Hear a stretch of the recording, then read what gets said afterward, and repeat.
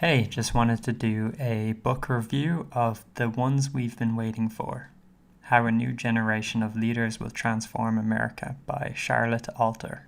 So, Charlotte Alter is a senior correspondent at Time magazine. And basically, the premise of this book is she wants to gather the political views of millennials, and she talks to various millennial politicians to do that. Long story short, I thought this book was terrible. So I came across this book on the Realignment Podcast, which is a podcast by Sagar and Marshall. I'm not going to bother with their second names because I'll probably butcher them. So the podcast and Sagar and Marshall are pretty moderate, but they do cast themselves as right-leaning figures. Going in, I knew the author was left-leaning ideologically. So I thought this book would be a good opportunity to get a left-wing point of view. I also thought because she's appearing on what is branded as a right-leaning podcast that she'd offer an objective view. It seemed like she was trying to appeal to people on the right as well as the left. But upon reading the book, I figured out that I was severely mistaken. So she gives interviews to various US politicians. Some of the names should be familiar to most people: Pete Buttigieg, Dan Crenshaw, Alexandria Ocasio-Cortez. When you read the list of politicians that she spoke to during the writing of this book, you'll quickly notice that a lot of them are left-leaning, the majority. She justifies this by saying that most millennials too are left-leaning, so she's simply reflecting that demographic. Which I thought was a very fair point. It makes sense since that is the topic of the book.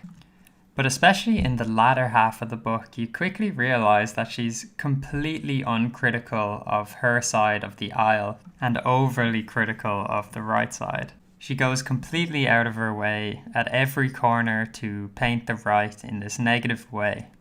And I don't have an issue with this as long as she held the same standard for the left. Predictably, when she's talking about Donald Trump, she'll mention every single mean tweet that he's ever said and every scandal that he's ever been involved in. But when she talks about Obama, she acts as if he's some kind of saint. Here's a quote that she conveniently left out of her book that allegedly Obama said to some of his officials. He said, "Turns out I'm really good at killing people. Didn't know that was going to be a strong suit of mine." That's in reference to Obama's drone strike program carried out by the CIA unbeknownst to Congress. The same Obama drone strike program that we know from whistleblowers at time killed 90% civilians. She implies that the reason Hillary lost the election to Trump was because of sexism. Nothing to do with her corruption, and for a book that's so well researched on millennial opinions, why didn't you just ask people who voted for Trump instead of Hillary why they did it and find out if it was sexism? Because I can guarantee you it wasn't. She talks about Black Lives Matter and how that was formed. She mentions the shooting of Michael Brown and doesn't even give the disclaimer that that has been completely debunked. Again, research and data when it's convenient for her side of the argument. I just want to play a clip from Glenn Greenwald, which I think ties in nicely here. My question is, what happened to the Trump era journalistic skepticism of which they were so proud when they were doing it? It has completely disappeared. And that really does result in a lot of dangerous propaganda leading us to believe things that are false simply because the government says them. If they want to go work as spokespeople for the Obama administration or the Biden administration, they should go and do that. And then they can just disseminate those statements. But if they want to claim to be journalists, doing reporting, informing the public, basic skepticism, no evidence is presented. There were part of the books that I actually found hilarious when they weren't meant to be. I'll read a little extract from the book about some party where they're watching the election when Hillary lost. Back in Leigh and Ez's room, the crowd was sad drunk.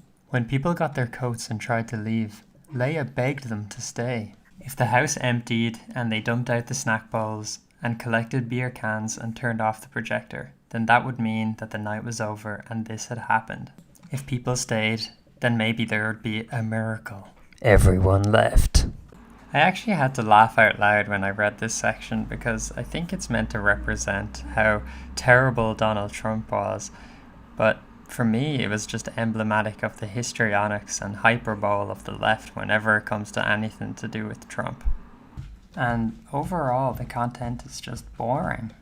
There are times when you're just bombarded with anecdotes from these different politicians, and I don't really care about AOC's handbags or that time she done a live stream with her friend. The only person I could see enjoying this book is someone on the left who loves to stay in their comfort zone and never challenge their thinking, which is what I was trying to do in reading this book. I wanted to get another perspective and a left-wing point of view and listen to what they have to say.